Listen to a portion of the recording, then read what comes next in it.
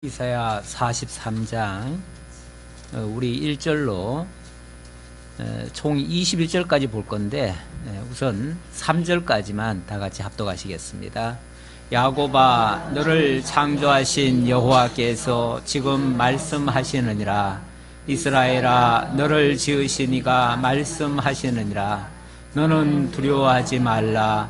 내가 너를 구속하였고 내가 너를 지명하여 불렀나니 너는 내 것이라. 내가 물 가운데로 지날 때에 내가 너와 함께 할 것이라. 강을 건널 때에 물이 너를 침몰하지 못할 것이며 내가 불 가운데로 지날 때에 타지도 아니할 것이요 불꽃이 너를 사르지도 못하리니 대저 나는 여호와 내 하나님이요 이스라엘의 거룩한 이요 내 구원자임이라. 내가 너의 속량물로 구스와 스바를 너를 대신하여 주었노라. 아멘. 예, 오늘은 추수감사절입니다. 추수감사절을 영어로는 Thanksgiving Day라고 하는데 이 말은 받은 은혜에 대한 감사라는 뜻입니다. 물론 그 은혜는 하나님께로부터 온 은혜를 얘기하고요. 하나님께로부터 온 은혜라면 곧 우리의 영혼의 구원과 그리고 하나님의 인도하심에 대한 감사입니다. 이 추수감사절이라고 하는 것은 본래 미국에서 시작이 됐지요. 물론 성경에도 비슷한 말은 있어요. 수장절이라든가 유사한 그런 내용들은 있는데 딱 이것이 추수감사절이다 이렇게 말하기는 조금 좀 거리가 있고요. 그래서 우리는 성경 그 자체에서 절기를 찾았다기보다는 어쨌든 미국에서 이것이 시작된 것은 틀림없습니다. 그런데 한국이 이 추수감사절을 지키게 된 것은 처음부터 미국 거를 그대로 가져와서 지킨 건 아니고요. 우리는 우리 나름대로의 의미를 부여해서 지키게 됐습니다. 미국에서 추수감사를 지키게 된 것은 제가 누누이 말씀드려서 너무나 잘 아실 겁니다. 영국에서 핍박을 받던 청교도들이 신앙의 자유를 위해서 메인플라워라고 하는 배를 타고 무작정 바다로 나갔다가 한 6개월 만에 거의 절반이 죽고 나머지 한 65명이 남아가지고 그들이 겨우 도착한 곳이 아메리카 신대륙이었습니다. 그때까지는 정말 무주공산 같은 그런 땅이었죠. 그곳에 인디언들이 있기는 했지만은 어쨌든 그런 땅에 들어가가지고 그들이 농사를 짓고 1년 후에 풍성한 수확을 거두고 너무나 하나님께서 지켜주신 그 은혜가 너무 감사하고 자기들을 구원해주신 그 은혜가 너무 커서 그래서 감사 예배를 드리고 그때 추수감사로 이제 드렸던 예배를 기초로 해서 나중에 그것이 제도화 되어졌죠. 그래서 미국에는 추수감사절이라고 하는 그 절기를 그게 하루아침에 만들어진 건 아니고요. 그 후에 한참 후에 만들어졌어요. 그리고 나서 미국이 전 세계를 이렇게 다스린다고 하기에는 좀 그렇고요. 전 세계를 관할하는 그런 엄청난 대국이 되어졌지요. 그리고 나서 전 세계로 복음을 수출하게 되었습니다. 그 복음의 그 은혜가 우리나라에까지 왔지요. 그래서 선교사들에 의해서 우리나라에 복음이 전파되어졌고 1900년경에 복음이 전파되어졌는데 복음이 전파되어지고 나서 우리나라가 세계의 유례를 찾아볼 수 없을 만큼 엄청난 이 복음의 확산이 이루어졌습니다. 그래서 교회가 빨리 확장이 되어지고 1907년 같은 경우는 아주 한국에서 대폭발이라 할 수 있을 만큼 그런 어떤 선교의 대폭발이 일어났지요. 그랬을 때에 이 한국 조선 예수교 장로회가 우리가 이걸 그냥 흘려버릴 것이 아니라 이 소중한 날 우리에게 복음을 전해주어서 우리에게 이 구원의 은혜를 주신 이 날을 우리가 잘 기억하자. 그래서 처음에는 선교 감사일로 정했습니다.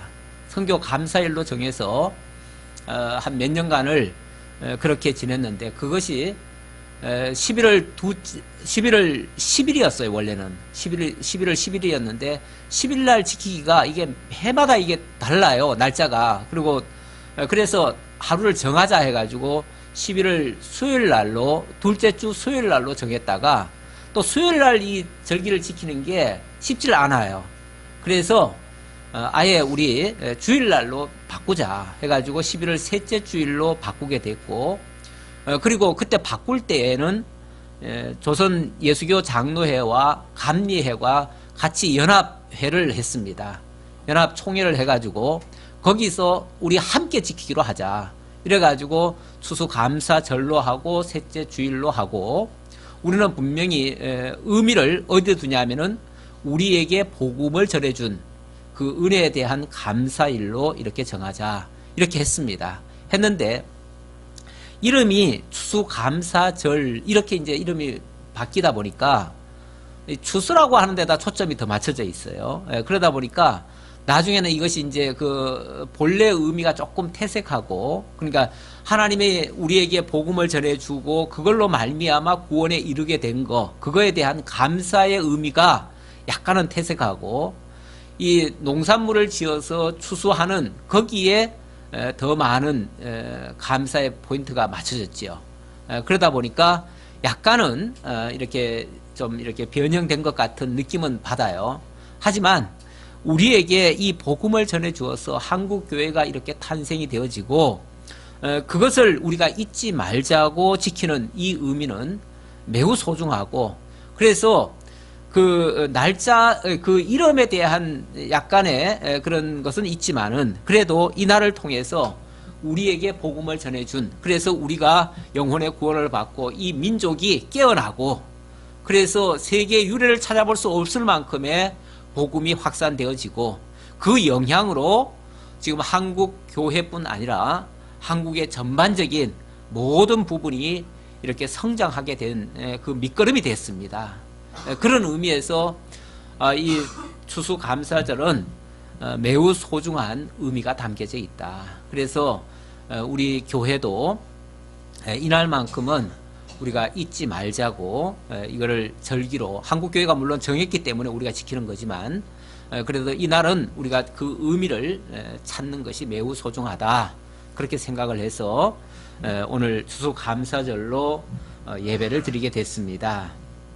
자, 오늘 본문은 이사야 43장에서 찾았습니다. 이사야 43장의 내용을 보면 하나님께서 이스라엘 백성들을 구원해 주시겠다고 하는 그런 약속의 말씀입니다.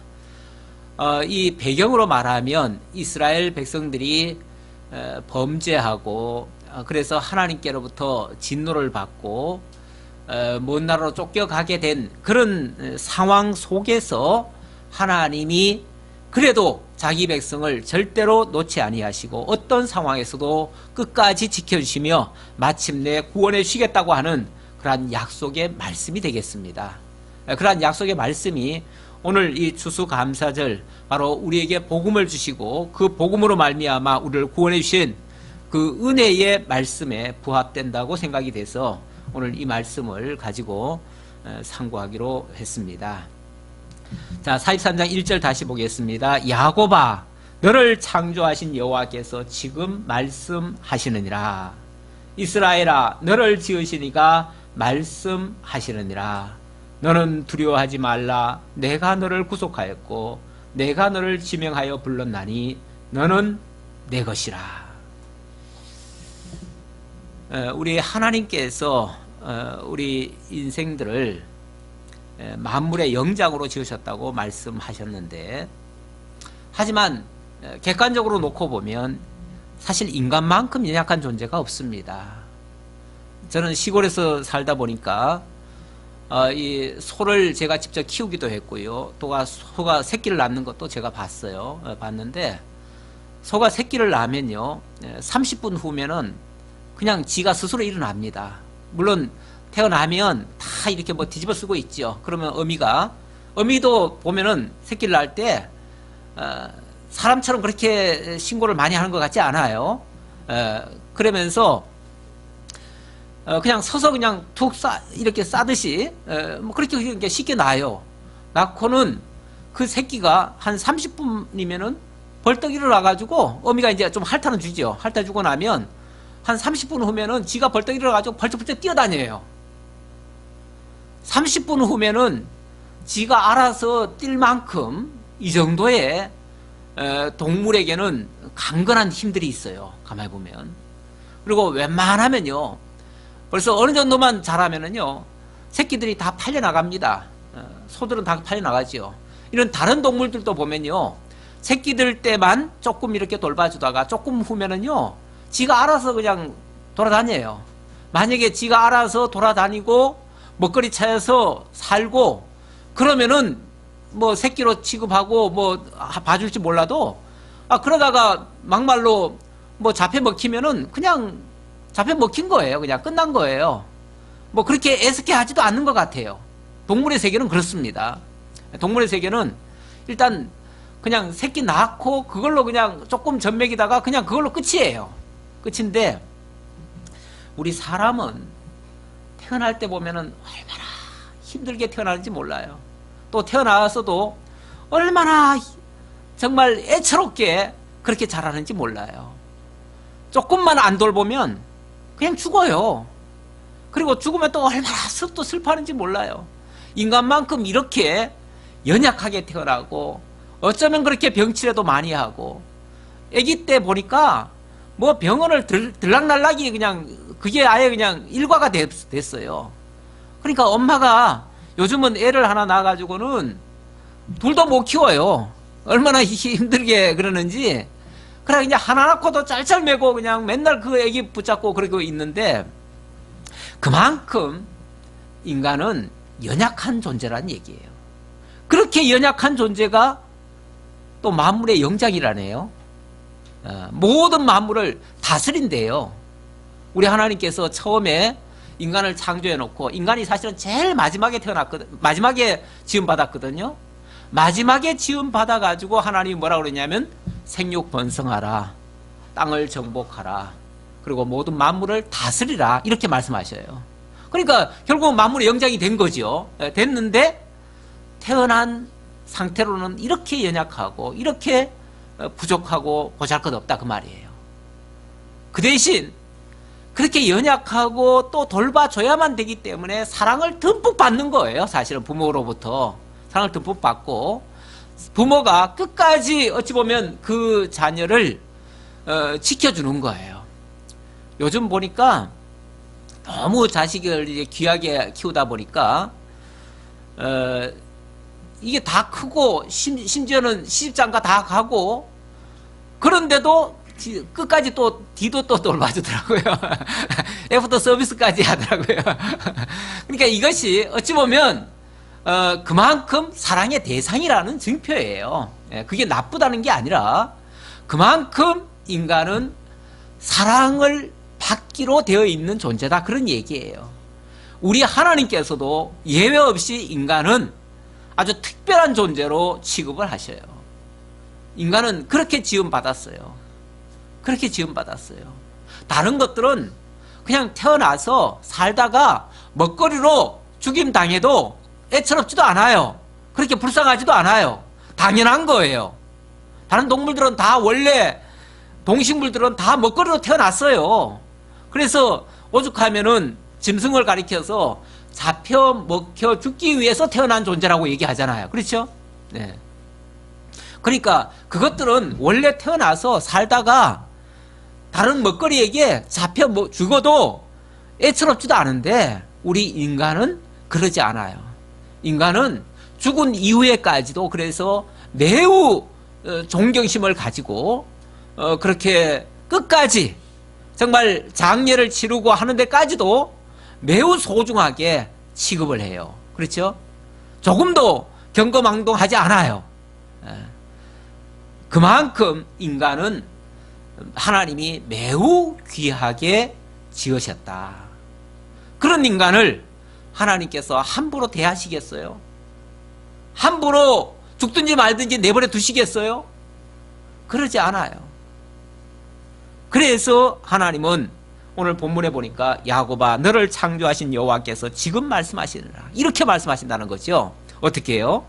이스라엘아 너를 지으신 이가 말씀하시느니라. 너는 두려워하지 말라. 내가 너를 구속하였고. 여기 야곱, 이스라엘 이렇게 표현하는데요.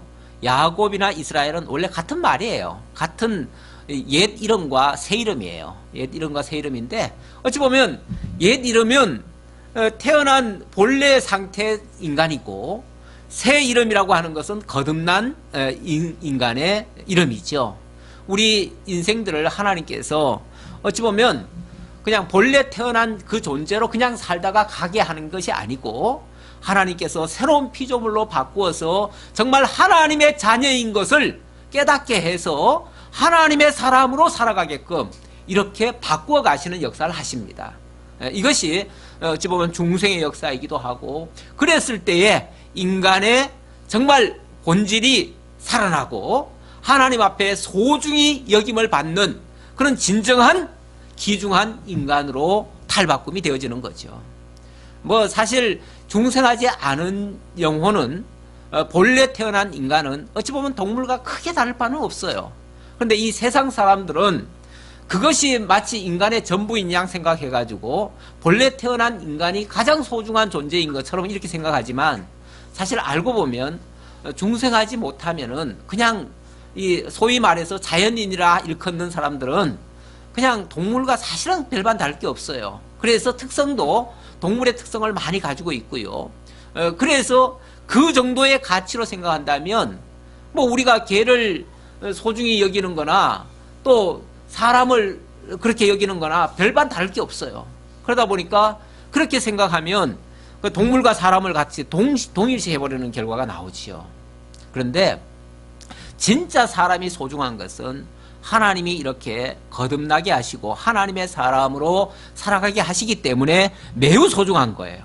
어떻게 하나님이 구별하셨는가? 두려워 말라 하시면서 내가 너를 구속하였다. 내가 너를 구속하였다. 이 구속했다는 거, 이 구속이라는 거, 뭐 우리말은 구속 그러면은 무슨 잡아놓는 것 같은 느낌인데 그게 아니고 하나님께서 값을 지불하고 사냈다. 내가 너를 진정한 하나님의 자녀로 만들기 위해서 정말 내 사람 만들기 위해서 내가 엄청난 희생을 치렀다. 엄청난 값을 지불했다. 내 모든 것 다 아까운 것 다 너를 위해서 다 투자했고 그래서 너를 위해서라면 내가 1,000원을 주고도 안 바꾸겠다. 천하보다 더 소중한 존재가 됐다라고 말하는 것이 구속이에요. 그냥 구속이 아니에요. 천하를 값주고 사낸 것이 바로 구속한 자예요. 그래서 내가 너를 지명하여 불렀다. 지명하여서 불렀대요. 딱딱 하나님께서 정말 어찌 보면 천하 많은 인간 중에서 골라낸 자들이에요. 골라낸 자들. 그냥 똑같은 인간이 아니라 그 말이죠. 그 중에서 고르고 골라가지고 정말 하나님의 사람으로 딱 불러낸 그런 사람. 그렇기 때문에 너는 내 것이다. 그래서 너는 내 것이다. 너는 뭐 지나가다가 내가 주운 인간이 아니고 정말 너는 내 소유야. 내 것이란 말은 내 소유지요. 누구든지 내 것이라고 하는 것은 매우 소중히 여깁니다. 내 것이라고 하는 것을 함부로 다루지 않습니다. 내 것이라는 것을 그냥 내버리지 않아요. 아무리 그것이 뭐 걸레짝처럼 나쁘게 바뀌어졌다 할지라도 내 것이라면은 소중히 여겨요. 그래서 네가 물 가운데로 지날 때에 내가 너와 함께 할 것이라. 강을 건널 때에 물이 너를 침몰하지 못할 것이며 네가 불 가운데로 지날 때에 타지도 아니할 것이요 불꽃이 너를 사르지도 못하리니. 그래서 네가 혹시 물에 있다면 그 물이 너를 침몰하지 못하도록 내가 돌봐줄 것이며 만약에 네가 불 가운데 있다면 그 불이 너를 사르지 못하도록 내가 거기서 보호해 주겠다. 마치 다니엘이 그 풀무불, 평소보다 7배나 더 뜨거운 풀무불 속에 떨어졌는데 그곳에서 천사들이 가서 그 불이 정말 머리 끝 하나도 타지 않도록 돌봐주는 것처럼 그렇게 하나님이 지켜주시겠다. 그러니까 어떤 상황에 있든지 그 상황이 문제가 아니라는 거죠.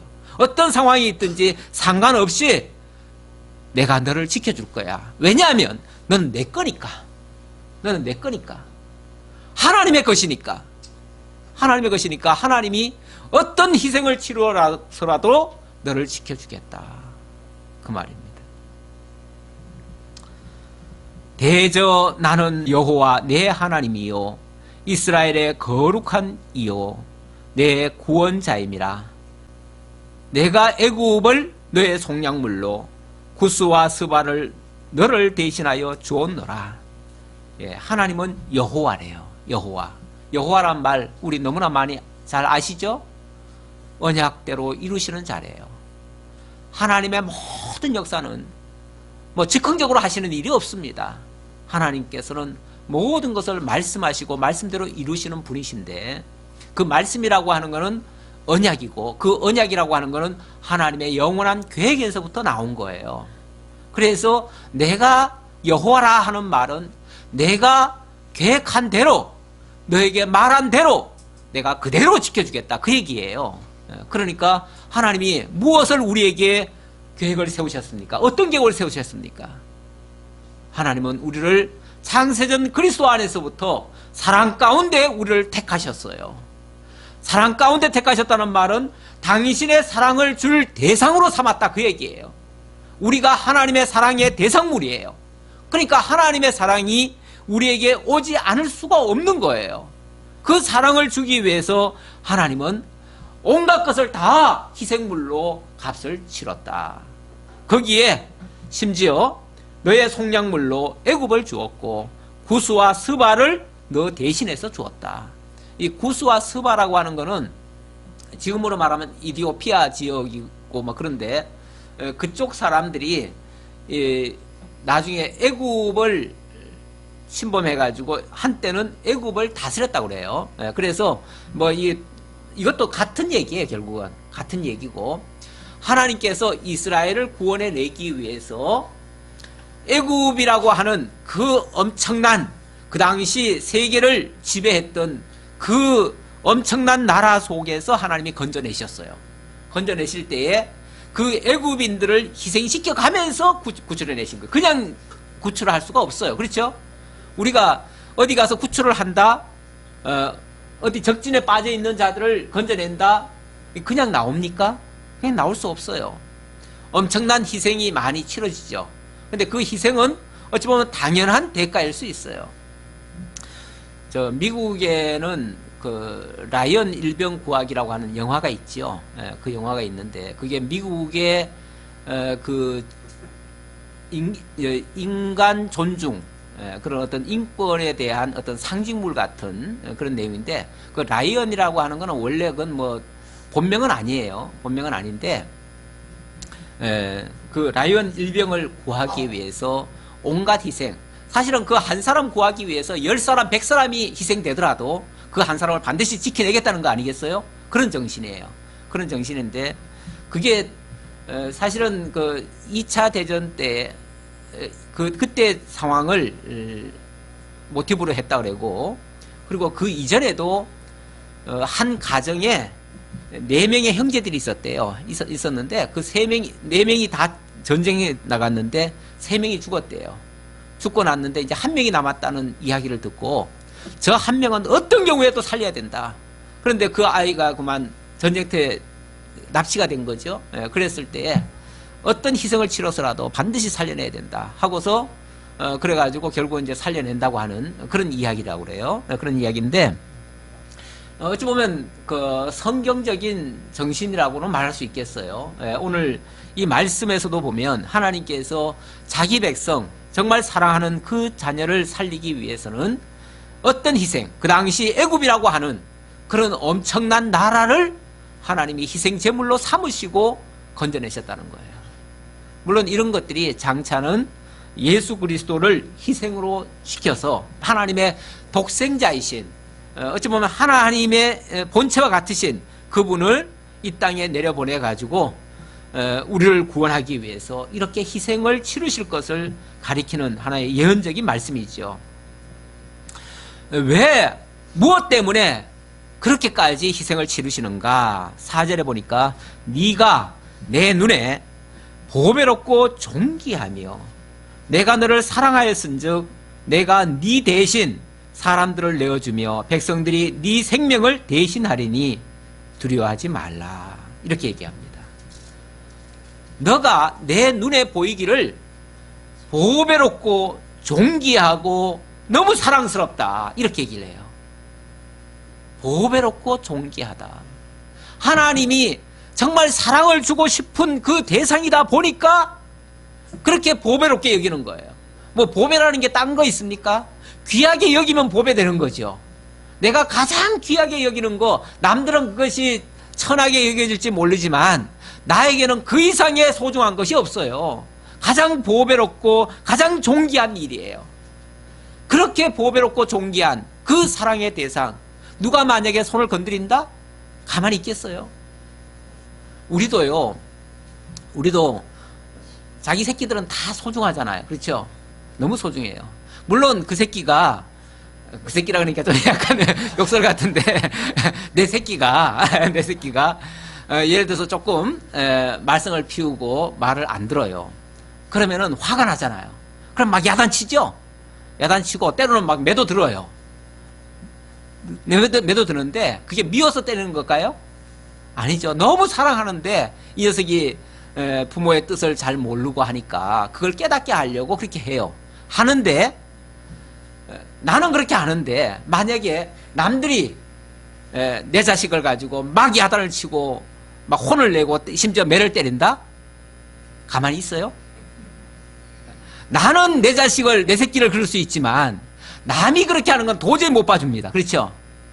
그래서 갑자기 누가 내가 너를 위해서 이렇게 하는 거야 하고서 책망하면 그 자식 그렇게 하는 거에 대해서 이 부모가 가만히 있지 않습니다. 가만히 있지 않고 갑자기 화살이, 자식에게 가던 화살이 갑자기 저 사람한테로 가버려요. 그러면서 어떻게 내 자식한테 이럴 수가 있냐고 난리를 치죠. 왜 그렇습니까? 그만큼 내 새끼는 소중하다는 거예요. 한마디로 내 새끼 건드리는 거는 나를 공격하는 걸로 봐요. 그렇죠? 내 새끼 건드리면 나를 무시하는 것이고 나를 공격하는 것으로 받아들이기 때문에 절대로 용납할 수가 없는 거예요. 이게 내 새끼 개념이에요. 우리 하나님이 우리를 바로 이렇게 당신의 소중한 자기 하나님이 보시기에 내 눈에 보배롭고 존귀하며 내가 너를 사랑하였다 이렇게까지 얘기하잖아요. 우리 하나님이 우리를 그렇게 보신다는 거예요. 그렇기 때문에 우리가 만약에 조금 잘못된다든지 또 악한 자들에 의해서 상처를 입는다든지 이렇게 됐을 때 하나님 가만 안 놔두시겠다는 거죠. 가만 안 놔두시겠다. 그리고 내가 너 돌봐줄 테니 어떻게 하라고요? 두려워하지 마라. 걱정하지 마라. 누가 너를 어떻게 하더라도 두려워하지 마. 걱정하지 마. 그 말이죠. 그래서 5절에 두려워하지 말라. 내가 너와 함께하여 내 자손을 동쪽에서부터 오게 하며 서쪽에서부터 너를 모을 것이며 내가 북쪽에 이르기를 내놓으라. 남쪽에 이르기를 가두어 두지 말라. 이렇게 얘기하겠다는 거죠. 그러니까 이스라엘 백성들이 사실은 하나님께서 진노하셔가지고 하도 하나님의 말씀을 거역하고 뜻을 깨닫지 못하고 그러니까 하나님께서 막 흩으셨어요. 애굽으로도 가게 했고 나중에 또 그런 일도 있어요. 그러니까 이거는 이미 과거에 하나님이 그렇게 사랑하시고 이 백성들을 지켜주셨다는 것을 먼저 알려주면서 너희들이 나중에도 그런 일이 있을 수 있다라는 걸 지금 예언적으로 하는 말이에요. 그런데 만약에 그런 일이 있더라도 뭐 하지 말라? 두려워하지 말라. 설령 저 북쪽으로 쫓겨가고 저 남쪽으로 쫓겨가고 저 뭐 동쪽으로 쫓겨가고 서쪽으로 쫓겨가도 걱정하지 마. 내가 때가 되면 너희들을 다 불러올 거야. 그리고 그들이 만약 안 내놓으면 내놓으라 이렇게 하나님 명령할 거라는 거죠. 그래가지고 자기 백성들 반드시 건져내시겠다는 거죠. 그래서 내 아들들을 먼 곳에서 이끌며 내 딸들을 땅 끝에서 오게 하며 내 이름으로 불려지는 모든 자 곧 내가 내 영광을 위하여 창조한 자를 오게 하라. 그들을 왜 그렇게 지어 놓으셨냐면, 그리고 왜 이렇게 또 섭리하시냐면, 왜 이렇게 섭리하실까요? 예. 여기 그 말이 나오지요. 내 이름으로 불려지는 모든 자, 곧 내 영광을 위하여 창조한 자. 하나님 영광을 위해서 그렇게 하셨다는 거예요. 어찌 보면 영광이라는 게 뭐죠? 하나님이 하신 일들을 영광이라고 그래요. 하나님이 당신이 여호와임을 알려주고, 당신이 전능자이시고, 당신이 온 천하를 다 주관하시고 다스리는 자임을 보여주는 것이 영광이에요. 영광인데 그걸 보여주려니까, 자, 온 세계를 지배하는 하나님이셔요. 그걸 보여주려니까 온 세계를 다스리는 모습을 보여줘야 될 거 아니에요. 그러려면 어떻게 온 세계를 다스려요? 자기 백성들이 먼 나라에 쫓겨갔을 때 그 나라를 향해서 하나님이 진노하시는 거죠. 그 나라 보고 내놓으라고 하는 거죠. 그들을 보고 내 백성 건드리지 말으라고 하는 거죠. 그리고 자기 백성들을 지켜주시면서, 그래서 저 이방 나라까지 다스리시는 하나님, 하나님의 영광을 보여주기 위해서 이들을 어찌 보면 하나님의 영광을 드러내는 그런 도구로 지으셨다는 거죠. 자, 그렇게 지어놓고, 그리고는 하나님께서 그렇게 역사를 해요. 오게 하라. 그를 내가 지었고 그를 내가 만들었느니라. 이렇게 하나님이 그런 목적 하에서 지으셨다는 거예요. 그러니까 우리가 이 세상에 거저 왔다 아무 의미 없이 그냥 돌아가는 존재들이 아니고요, 하나님의 영광을 나타낼 자들이에요. 하나님이 우리를 통해서 당신이 하고 싶은 일들을 하실 거예요. 하시는데 거기에 만약에 회방하거나 방해하는 자가 있다면 하나님이 철저하게 막으시겠다는 거예요. 그리고 보호하시겠다는 거예요. 그리고 끝에는 반드시 승리하게 하시겠다는 거예요. 다 하나님의 약속의 곳으로 다 돌아오게 하시겠다는 거예요. 설령 과정에서는 물 속에 들어갈 수도 있어요. 물에 빠질 수도 있고 불 속에 들어갈 수도 있어요. 그래도 하나님이 물 속에서도 지켜주고 불 속에서도 지켜주고 어느 나라에 가든지 그곳에서도 지켜주겠다. 8절, 눈이 있어도 보지 못하고 귀가 있어도 듣지 못하는 백성을 이끌어내라. 열방은 모였으며 민족들이 해집하였는데 그들 중에 누가 이 일을 알려주며 이전 일들을 우리에게 알려주겠느냐. 조금 더 나가봅시다. 10절, 나 여호와가 말하노라. 너희는 나의 증인 나의 종으로 택함을 입었나니 이는 너희가 나를 알고 믿으며 내가 그인 줄 깨닫게 하려 함이라. 자, 하나님이 우리를 이렇게 만드신 이유는 하나님의 증인되게 하려고, 하나님이 어떤 분이신가를 우리로 하여금 증거하게 하려고 그랬다. 그런데 우리가 어떻게 그분을 그러면 증언하게 됐는가? 하나님을 알고 믿으며 하나님이 그이신 줄, 여호와이신 줄 깨닫게 하려 함이라. 이거 깨닫게 하려고 그랬다, 그 말이죠. 그러니까 어찌 보면 우리는 이 땅에서 있으면서 여러 가지 어려운 일들을 많이 당하기도 하고 또 하나님의 놀라운 은혜도 깨닫게 하는데, 이런 일들이 거저 나오는 게 아니고요, 하나님 배우게 하고 하나님 전능자이시고 하나님 여호와이심을 알게 하려는 수단으로서 하나님이 그렇게 역사하신다라는 말입니다. 그래서 11절, 나 곧 나는 여호와라 나 외에 구원자가 없느니라. 그러면서 하나님은 바로 여호와라는 이 말씀을 강조하시고요. 그래서 하나님은 여호와라는 얘기고, 13절, 과연 태초로부터 나는 그이니 내 손에서 건질 자가 없도다. 내가 행하리니 누가 막으리요. 하나님이 이렇게 역사하시는데 이 일을 누가 막겠느냐, 누가 해방하겠느냐. 하나님의 계획을 거스를 자는 세상에 아무도 없습니다. 그리고 마지막 21절 우리 다 같이 합독합시다. 이 백성은 내가 나를 위하여 지었나니 나를 찬송하게 하려 함이라. 궁극적으로 이 백성들을 이렇게 섭리하시고 많은 은혜를 베풀어 주시는 이유는 결국 우리로 하여금 그 하나님의 은혜의 영광 깨닫고 하나님 찬송하게 하려고 이렇게 지으신 것이다.